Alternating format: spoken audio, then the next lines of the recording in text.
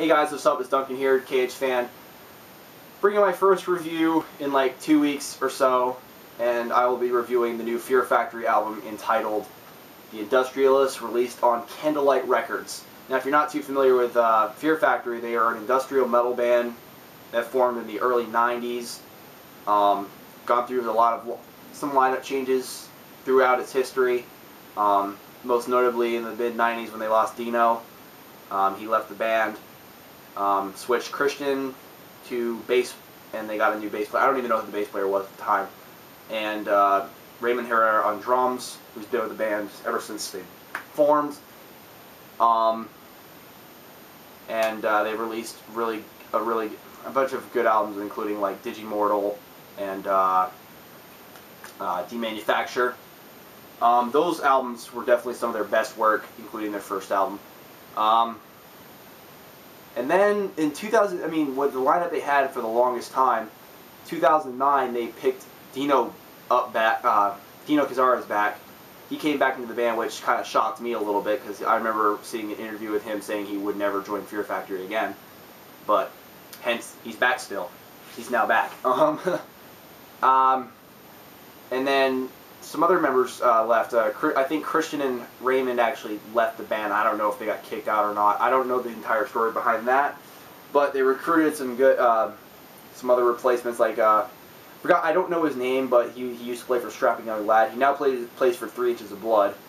And also from Strapping Young Lad on drums, they got the one and only Gene Hoglan, who played on many bands, and they released an album called Mechanize, which came out in 2010, which I thought, in my opinion, was the best album that they've released since Demanufacture.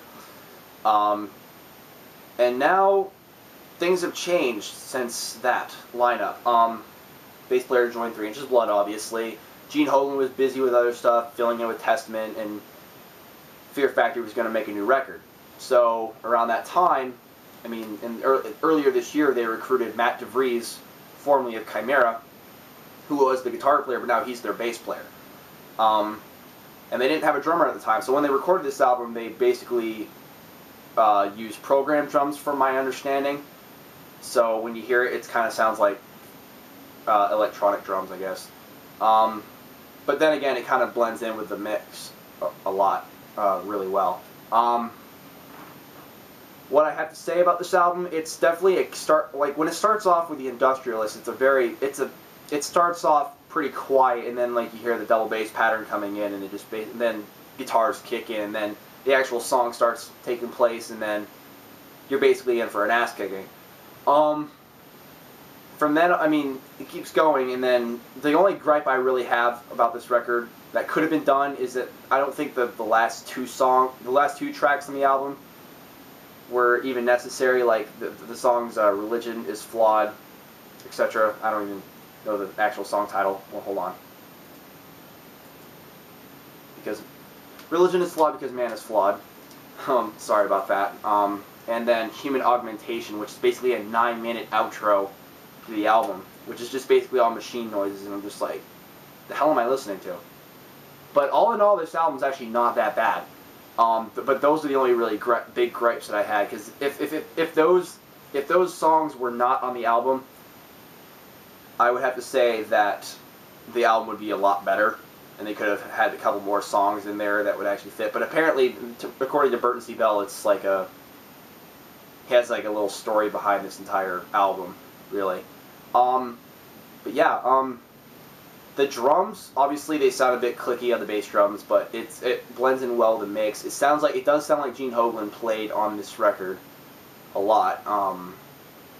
Yeah, it really does. It does kind of sound like his playing, but yeah. And Matt DeVries, I think he played on this album on the bass, and I think his bass playing was pretty damn good on this album. It's the first time I've actually really heard him play bass, other than watching like live 6 Feet Under videos from Summer Slaughter. So that Dino Cazares, he's like a riff master. He can come up with riffs like no one else. Crunchy, balls out, heavy. Yeah, it's basically that. And Burton C. Bell's vocals really stand out on this album. just like it did on Mechanize. His harsh vocals, I don't know how he does it. I mean, he's got some pipes these days. I mean, he's been doing this for like 20 years, and he's still got it. And his vocals on this album, like clean vocals, are really, really good.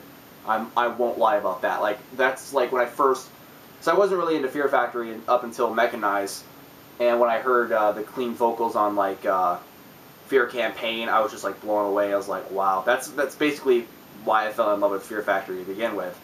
But the question is, did this really live up or even surpass Mechanize? In my honest opinion, it didn't.